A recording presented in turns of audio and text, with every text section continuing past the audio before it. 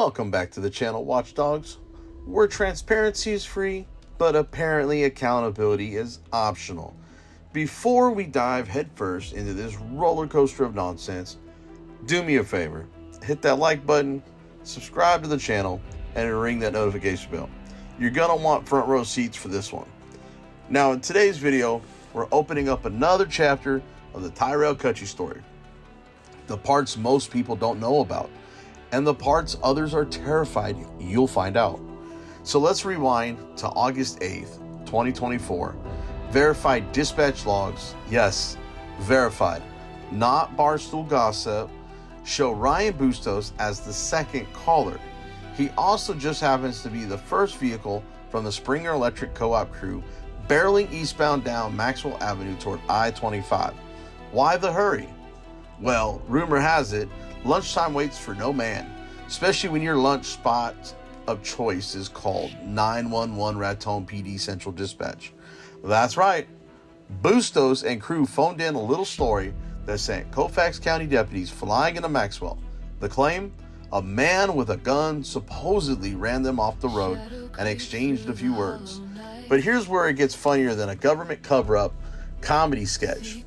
Bustos' 911 call, the statement he gave Deputy Alfredo Yurquillo, and his official story to New Mexico State Police investigator David Trujillo all read like three different drafts of a bad script.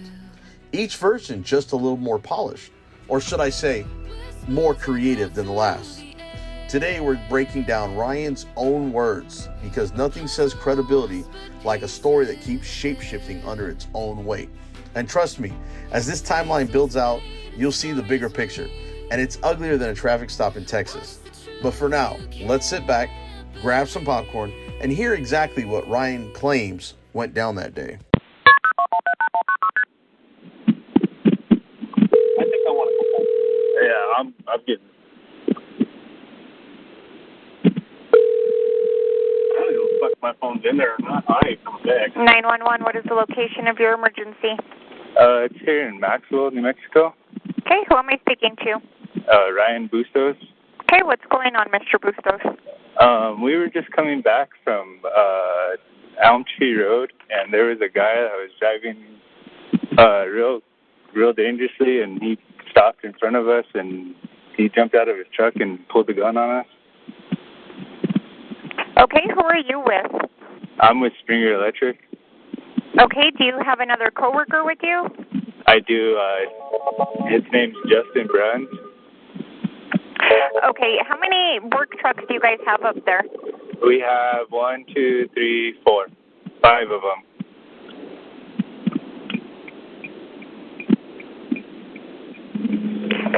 So there's 4 different work trucks out there? There's 5 of them. 5 of them? Okay, I did get a call from a Mr. Romero, also with Springer Electric. I'm getting a deputy headed that way, okay? Just to confirm, you guys are on Highland Road? We're not. They were on Highline Road. The guy met us on Elm Tree Road, and he's like in a burgundy, like a 98 or 2000 model extended cab Dodge pickup with a camper shell on it. Okay, and so it wasn't a maroon Suburban? It wasn't. It was a maroon truck with a camper shell on it, but it didn't have New Mexico plates. It looked like some out of. He had a hat and some glasses on, and he has a dog with him. Okay, and Ryan, what's a good callback number for you? 505-617. And just to confirm, it looks like the driver continued on towards I-25, correct? Whenever we left, he stayed there in Maxwell, but he might be. I don't know which way he went. We just left. We're getting out of there. Okay, so where can my deputy have contact with you guys at? I know the original Mr. Romero was on Highline. I have you in the vicinity of Elm Tree. Where can he have contact with you guys at? In person? Yes. We're gonna go ahead and head back to Springer and just try and get away from the area. Because there was a few other of us working there. Okay, if anything, Mr. Bustos, I'll have him give you a call, okay? Sounds good. Thank you. Colfax 13, I have now received two wireless 911 calls reference to an unknown male in a maroon Suburban and or truck with a camper shell. He has attempted to run off 2 employees with Springer Electric. The first incident was on Highline Road in Maxwell. Secondary incident was on Elm Tree and Arms Ranch Road. That subject is armed with a firearm, also demonstrated that firearm to all employees. 10-4, show me en route from Springer. You see if there's additional in the area, contact state police if you don't have any from there, so. 10-4, for additional unknown direction of travel for that vehicle. First caller believes subject was en route, possibly towards I-25. All parties, once contact was made with supervisor, were advised to vacate the area, head back to Springer. Dispatch did obtain names and phone numbers on both callers. Colfax 9. Colfax 9. Colfax 9. Colfax 9, I'll be responding to that call. Show me on 58. 10-4, en route from Highway 58. Colfax 16, send traffic for Breslau. 10-4. Colfax 16. 10-4. Colfax 9 to 13 at dispatch. What is the direction of travel of the vehicle now? Colfax 13. All units going to be under known direction, possibly I-25. Colfax 16, just for information, southbound I-25, passing the 440 ATM. 10-4. Colfax 16. Colfax 16. Double checking that vehicle description. Is that a red truck or a maroon truck with a cap or a Suburban? Affirmative. Red to maroon in color. One male passenger with a dog. Correction, that's a male driver with a dog as passenger.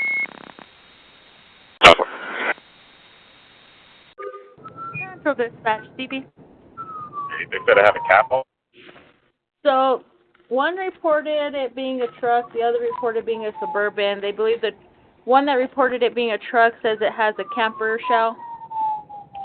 The other one thought it was a Suburban, but it's like the reddish maroon in color with a male driver and a dog. Hello? Oh, did you lose me? Yeah, I went under the thing at Sanaha. Aw, damn it. So yeah, we don't know if it's a truck or a Suburban. Okay, but it definitely had like a shell on it? Yeah. Okay, all right. Yeah, because one caller said it was a truck with a shell on it, and the other one thought it to be a Suburban, but they don't know. Okay. And it's red maroonish in color, a male driver with a dog. All right, thank you. Okie dokie. Bye. Bye. Colfax 13. Colfax 13. Colfax 13. Can you air the reporting party's phone numbers for me? Second caller, Stephen Romero, 505-779. Again, Stephen Romero, 505-779. Need any repeat? Negative.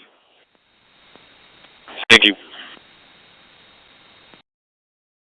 And now we arrive at the darkest chapter of this twisted little play. Ryan Bustos and his co-workers, the ones whose vague, shifting words pulled the trigger on a police response that ended with Tyrel's death.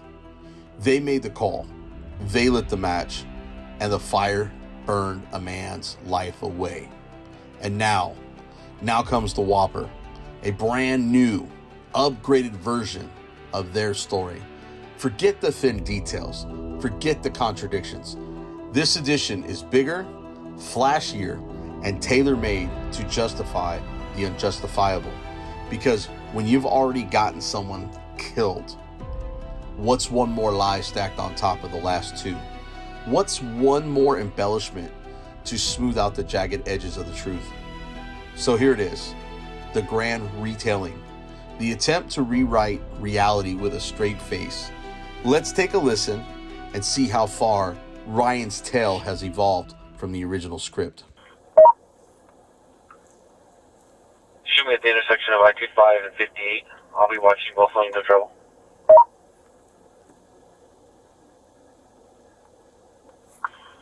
Four.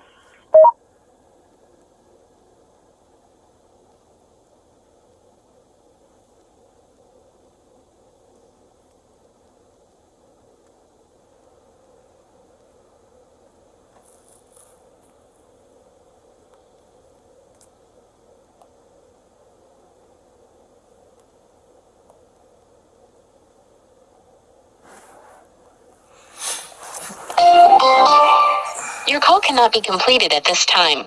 Please try again later. Call back 16.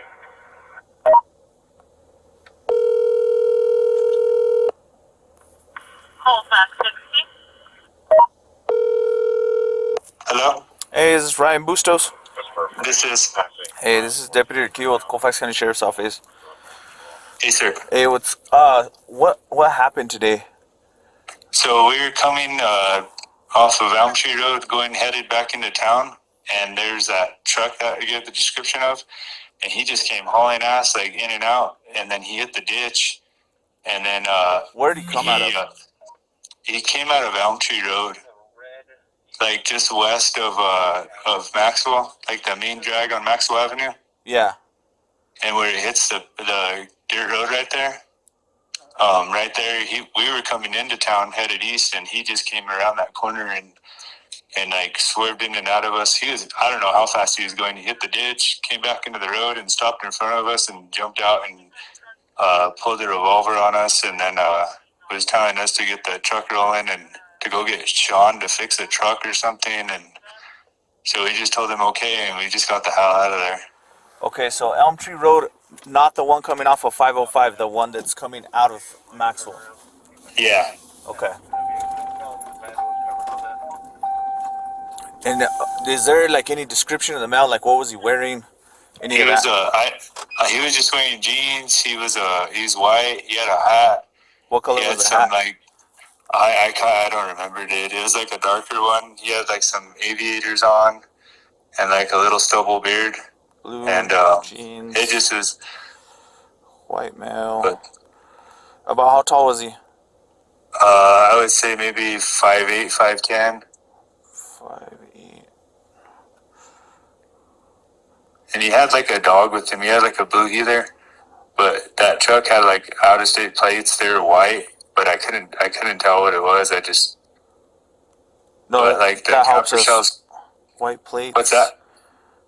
White plates on vehicle. Okay. What else did you say? You said it was a camper shell or was it a Suburban? Yeah, it was a color matched camper shell. It was like a 98 2000, like a 3/4 ton or a half ton Dodge. Okay. Half-ton Dodge, you said? Yeah, it was either a half ton or a 3/4 ton, like a diesel or Okay. a heavy half. So Okay. Do you remember anything else about the truck that stood out? Were the windows tinted, not tinted? I don't know. They weren't tinted, No tint on windows. and it was the paint job was fairly good, like fairly decent too. So Okay. So, 5'10", wearing sunglasses.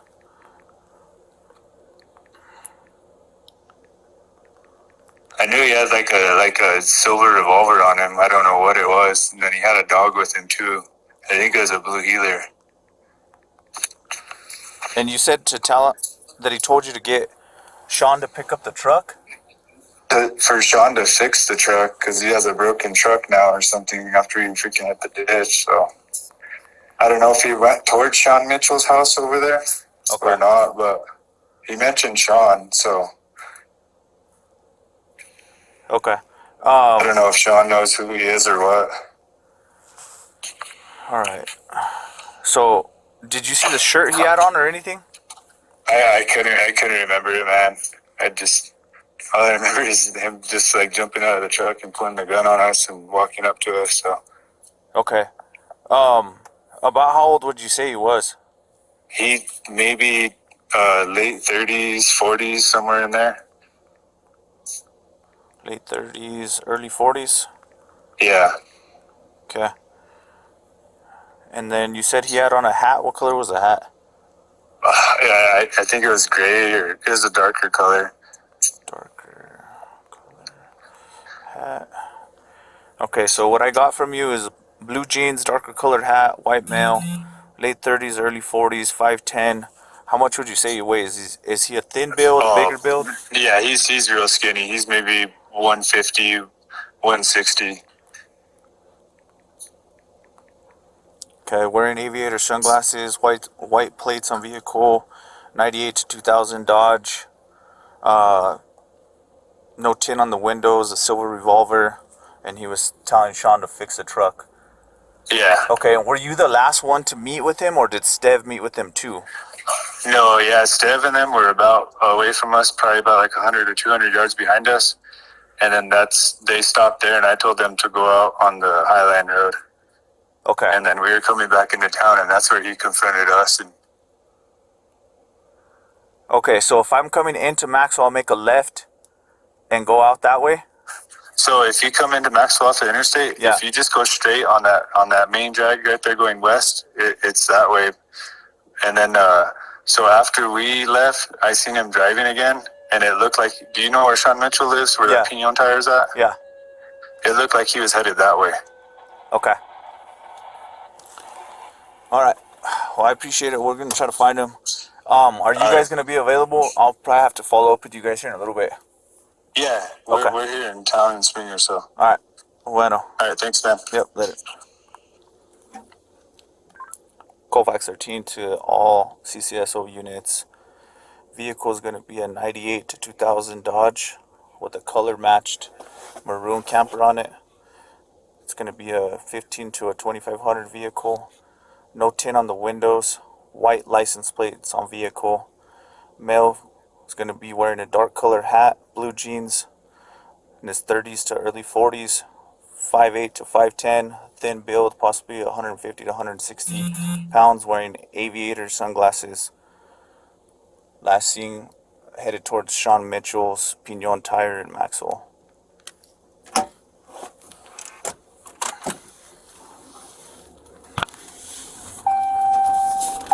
Did you catch the extras? First, Ryan's got nothing. He doesn't know which direction he was going. Couldn't tell you what kind of gun he supposedly saw, just that there was a dog. No tint, no details. Basically the worst eyewitness in history. But give it a minute, and suddenly he's a walking encyclopedia. Now he knows which way he was headed, magically identifies the dog as a blue heeler, and we're supposed to nod along like this makes sense. And just wait, because now the New Mexico State Police investigators are about to roll up to Ryan's house, and guess what? The story's not about to get clearer, it's about to get more unbelievable. So let's sit back, hit play, and listen to, more lies. Ryan.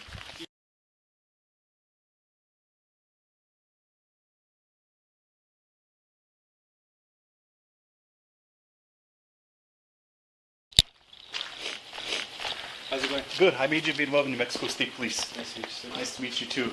So you called 911, right? Yes, sir. And something happened to you guys. You were working, right? Yeah. Okay, cool. So I'll start off just by getting a little bit of basic information from you, brother. Ryan Bustos. Common spelling on Ryan and Bustos? Yeah. R-Y-A-N? Yes, sir. B-U-S-T-O-S? Yes, sir. What's your date of birth, sir? All right. Do you know your driver's license number? I don't. No? No. Can you get it from me real quick? Yes, sir. Cool.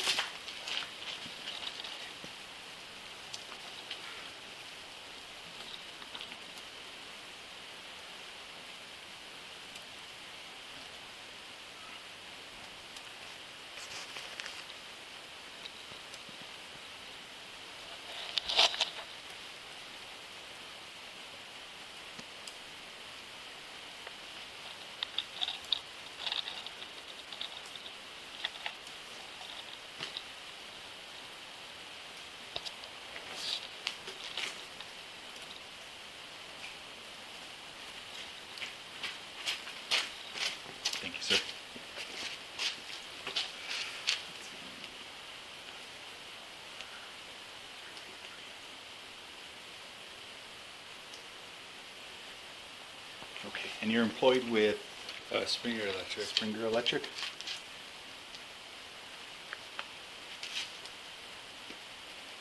you want to kind of walk me through what happened today? Okay, so it's not labeled as Elm Tree Road, but it's C24. It's Maxwell Avenue that meets with C24, and we are leaving a job site, and we were coming past Bill Johnson's house, and he's on the corner right there, on the dirt road still. And the two other guys, Stevan Romero and Chance Drake, were following behind me, and I was with Justin Bruns. And I seen this maroon truck just swerving, like, he had to have been going like 50 or 60 miles an hour down the dirt road on that corner. And he hit Estevan and Chance in the truck behind us on the passenger mirror. And then I just looked back for some reason and seen the truck swerving. And then he swerved around us, hit the bar ditch, and then he came back into the county road again. And like it stopped us right there. So I thought it was like some of the younger kids, because I've seen them go around that corner pretty fast before. And the man jumped out, and I seen him holding his weapon. He had a revolver on him. It was a silver and black revolver. And then he proceeded to walk to the vehicle, and I had my window down still. And he points it at us, and he's like, "You guys need to get these trucks fucking moving." So after that, I was like, "All right." I had my hands up, and I was like, "All right, sir, like, you know, we'll get going." And he said that his truck was messed up, and he told us, "You need to go get Sean to come and fix my truck." And then after that, he said, and I told him, "All right, like, we'll go get Sean, and we'll come and get him to fix your truck." And Sean Mitchell's, that's who I was thinking he was referring to. That's the only Sean in Maxwell that I know of. And he does like tires and stuff like that. But, so then after that, he said, "You need to go get Sean to come fix my truck, or else I'm gonna start killing people." And yeah, so he got out of his vehicle. I seen him wielding his pistol, and then he pointed at us and said that. And then that's when I said, like, all right, we'll go get him. And so then he put his pistol back down. And then so we just proceeded to drive down Maxwell Avenue back to I-25. And then I called Chance and Estevan, who was behind us in the other truck. They stopped maybe like 100 yards behind us. And then I told them, I was like, "There's another county road behind us." So I called them and told them, I was like, "Hey, you guys need to take that county road, you know, turn around and just get out of here." So we were proceeding back into town, into Maxwell. And then I seen two more guys that we work with, Douglas Chavez and Kobe Allred. And I seen them there, and I seen the guy in his truck moving towards us back on the county road back into Maxwell. And I told them, "Hey, like, be careful, like, this guy just pulled a gun out on us and stuff, and, like, you guys need to stay on alert." So he cuts down that same road that those guys are at, and I was still on the phone, and he said, like, he was just hauling ass past them, and drove away, and he didn't stop or see them or anything. And then after that, we just, so first I called Chance and them, tell them to move away. I called Dago Chavez and told him to be on alert for that guy. And then I called the office and let them know what was going on. And then I called 911. And then, and that was it. And we came back to Springer. Okay. So that's what had happened on that. Okay. Did you, so who was driving the vehicle you were in? I was. You were driving? Yes, sir. Okay. And who was with you? Justin Bruns. Bruns? Yeah, Bruns. Okay. Do you have contact info for him? I do. Okay. Can I get that, please? Yeah. Okay.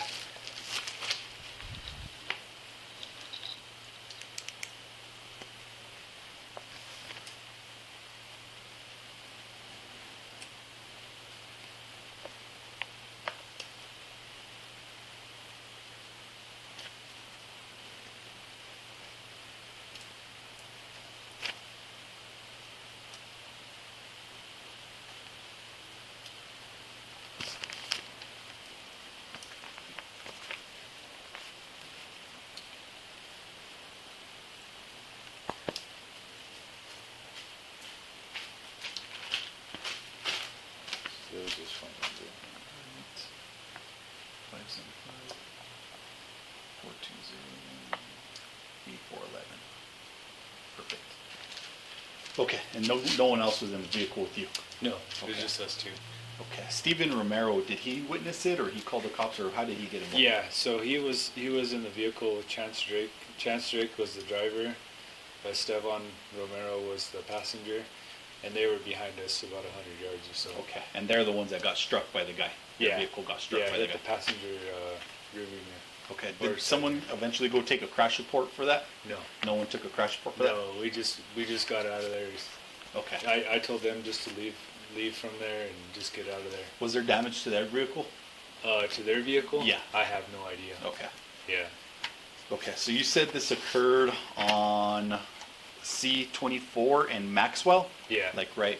So Maxwell Avenue will turn into C24. Mm-hmm. And you said by Bill Johnson's house? Yeah, and the way I know that is just because it's just a county, or it's a city road that turns into a county road, and that's the only way I could explain it. So here's C24. Okay. And Maxwell Avenue turns into it. Okay. And it was right here where that incident occurred. Like, it wasn't very far. We were working right here. Okay. And we came around, and all of a sudden we seen this guy swerving right here, and then it happened right there. So.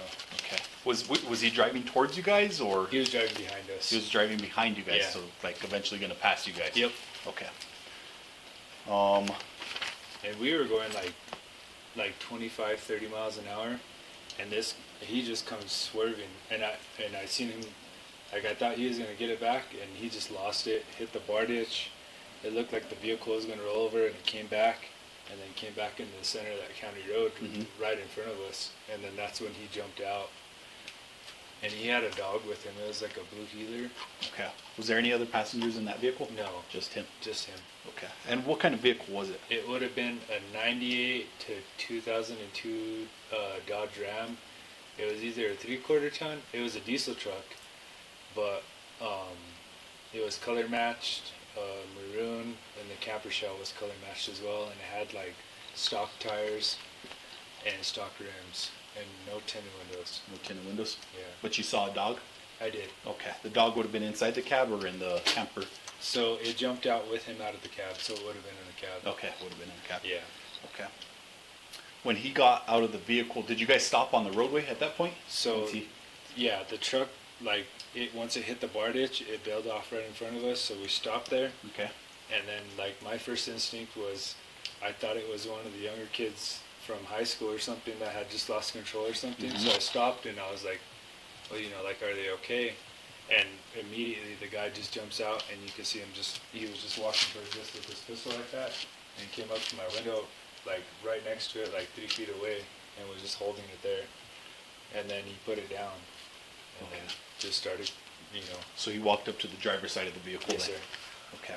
When he pointed it at you, what did he say? He had said, he came up to us and he said, you guys need to get these trucks fucking moving. And I didn't understand what he meant by that, if we were going too slow down that county road or what, but he was just coming blazing in. Okay. And then after that, I said, yes sir, and then that's when he proceeded to say that, you need to go get Sean to come fix my truck. And then we were like, yes sir. I had my hands up and I was like, yes sir, because he was just holding it there, and he put the gun down finally. And then after that, I was like, and he said, oh, so I'm gonna start killing people, and I was like okay, and then that's when we finally were able to leave away, Did you guys have to maneuver around his truck? It was right in the middle. Yeah, we had to go in towards the passenger side of it to get around. So. Okay. A description of the firearm again. So it was a revolver. It was a silver barrel and cylinder, and it looked like it was a black rubber handle. Okay. Like a black rubber Rubber handle. Like just like it looked like a Smith & Wesson revolver. Was it like a long barrel or like a snub nose? It was. It looked like in the middle of it, like from what I could see. It looked like there was hollow points in it. Just from what I could see on the cylinder. The hammer wasn't cocked back or anything like that. but I just assumed it was a double action, so you could still just get it off. So that's just kind of was worrying me about that. And with that, you know, pointed at you, what did you think was going to happen? I thought about my kids and my wife, and like, this is a fucking shitty way to fucking go out, you know, because I could see the bullets and everything, and I was just thinking to myself, like, really, like, this is it? And then I just thought about my kids and my family and my wife, and defenseless, and I just wish I could have defended myself better, but that was the only way I could think of getting us out of that situation. Did you think he was going to use it? Yeah. You Yes, felt sir. he was going to use it? Yep. And what made you think that he was going to use it? When he pointed it at us and started saying, and then at the end when he started saying that he's going to start killing people, it just, when he came out with the gun, right away I was just like, this ain't, you know. I mean, brandishing is one thing, but fucking when you have it and then you start pointing it at somebody with the window down, and it was like, that was going to be it. Did you recognize the mail? I did not. No. No. The truck either? Nope. Okay. Yeah, the truck had like out-of-state white plates on it. I couldn't recognize what state it was, but I knew it wasn't New Mexico, Colorado, or anything like that. I just saw white plates on it. No front plate, it was just a rear plate. I just remember the truck being a burgundy one with the camper shell that color matched it, regular stock tires. He had some aviator glasses on and a hat, and and he had like a scruffy beard, and that's all I could remember. My focus was just on the gun, you know. Yeah. And that's really all I can remember. I couldn't remember what he was wearing. I thought he was wearing jeans, and that was it. I remember he had a dog, and he tried calling it back in. Did the dog get back in, do you know? Yeah, it jumped back in. Did it? In the pickup. Okay. How was the male's demeanor, like, when overall? Just aggressive and just trying to be like dominant and stuff like that, and that was, I just don't know what it was. He just stopped. I thought he had, you know, when he hit the bar ditch and stopped, I was just like thinking he was going to be in stress, you know, and then I was just going to go and wait and see, but you know, when somebody gets in a car accident or like an accident like that, I thought like man, maybe he needs help, like maybe he got a heart attack or something, or like go into a seizure or something like that. And my first instinct was to just stop and see if he was okay. But as soon as he hit the middle of the county road and stopped us right there, just hopped out, and I was like fuck, man, like this is it. So when you guys got into your vehicles and you started driving down C-24 before it turned into Maxwell Avenue, was he anywhere in the area? Nobody was around at all. We had met up with Paul Breach from Baca Valley, and we were going over where we were going to set an anchor at for a pole that had rotted out. And we turned right there, maybe a quarter mile from that turn. So this happened in like maybe 5 minutes. Like there was nobody out there. We turned right there, and that is a long stretch county road down to the south, and then you can see another one that branches off and goes to the west. You couldn't see a dust cloud or anything, and this guy just comes around the corner just out of nowhere and just freaking starts doing this. I didn't notice him until for some reason I looked in my rear view mirror and I seen him come in like that and swerving between the guys that were behind me and the other pickup, and came behind me, hit the bar ditch, ended up right there. He pops out, and that's what happened. That's what happened? Yeah. Okay, so did you actually see it hit Steven's truck? I did. You I did? didn't. I didn't. No, okay. I didn't know about that until they came back for me around 2 o'clock and then showed me that mirror was gone. That mirror is still over there, right there between Maxwell Avenue and Bill Johnson's house. It's on the south side. I noticed it when we went out there later to go pick up the other trucks, the equipment that we had left out there, and I noticed it was there still in the bar ditch. Okay. Anything else that you can think of that would assist me in our investigation? The guy didn't seem like he was drunk or like real like on a downer or anything.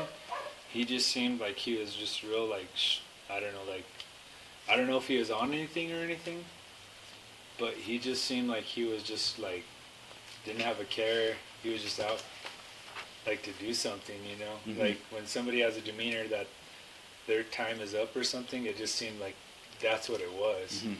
And I don't know for what reason why he let us fucking go, but I honestly like felt like that was it for me. And then my passenger Justin Bruns, he was shaking up for it like the rest of the day too, and I just felt bad that I put us in that situation. But well, there's nothing really, you know, Mr. Bustos, that you could have done differently. Right. Yeah. You know, your guys' safety comes first, and you know. Yeah. Glad you guys are okay, but you know, don't beat yourself up over it because you know, there's nothing really that I mean, in that position, you're almost helpless. You really are. Yeah. And it probably feels awful, but you know, I've never been put in that position, but you know, I'm glad you guys are okay. Thank you. That's the main thing.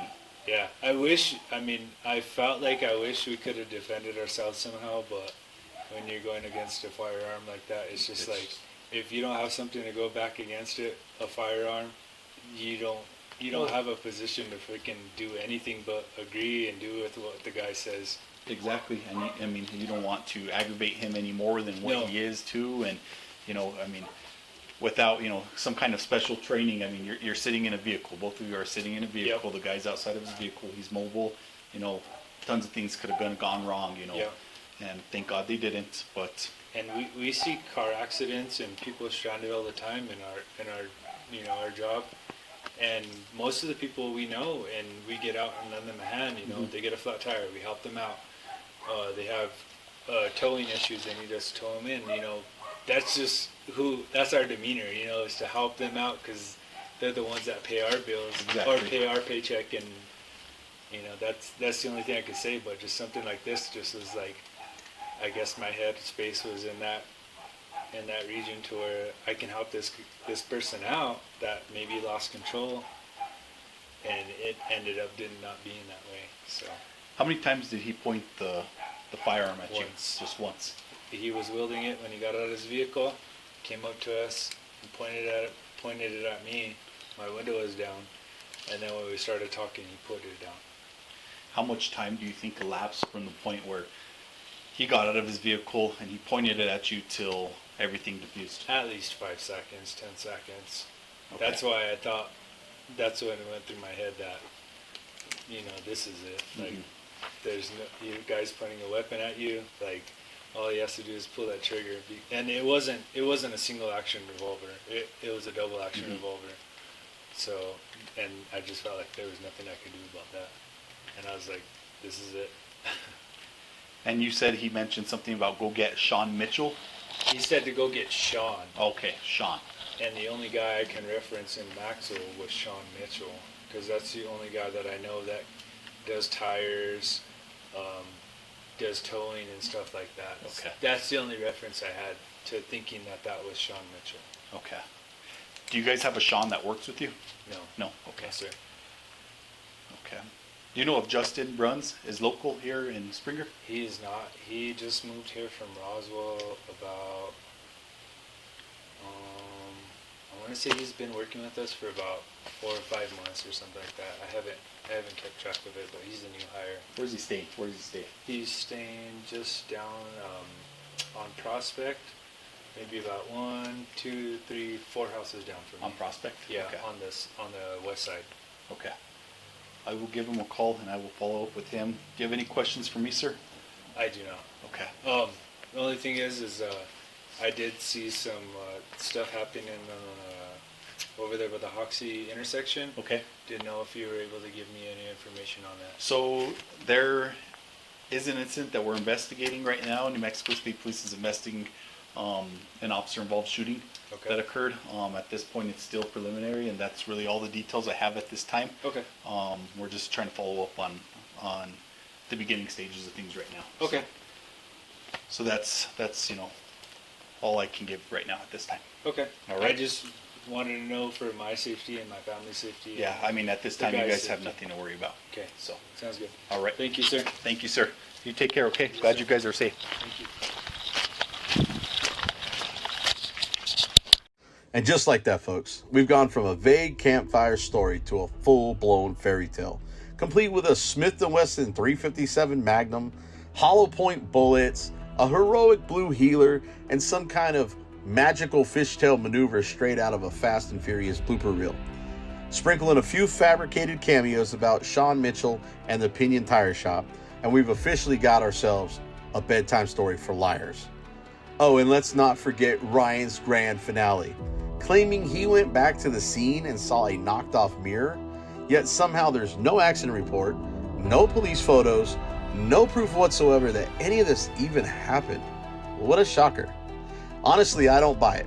What I do see is a group of guys probably in a hurry to grab lunch early and maybe a beer, maybe bumped a work truck, panicked, and surprise, surprise, ended up at the bar while Tyrel got turned into target practice by cops. And now they're desperately trying to duct tape their story together so their boss doesn't find out they were the ones who screwed up. Because let's be real, if you've got a dog riding shotgun like I normally do, you're not tearing down the highway like Mad Max.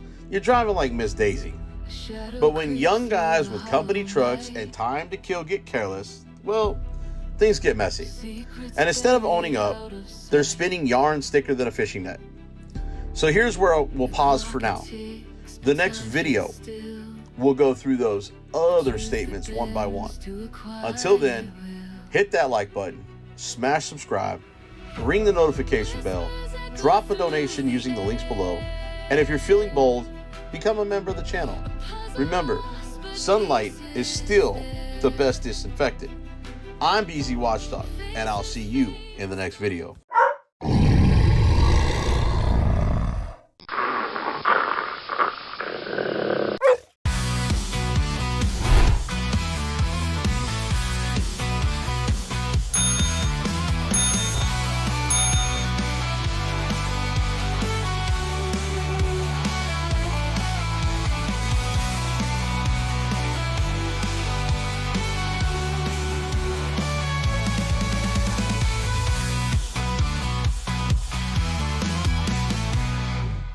BZWATCHDOG.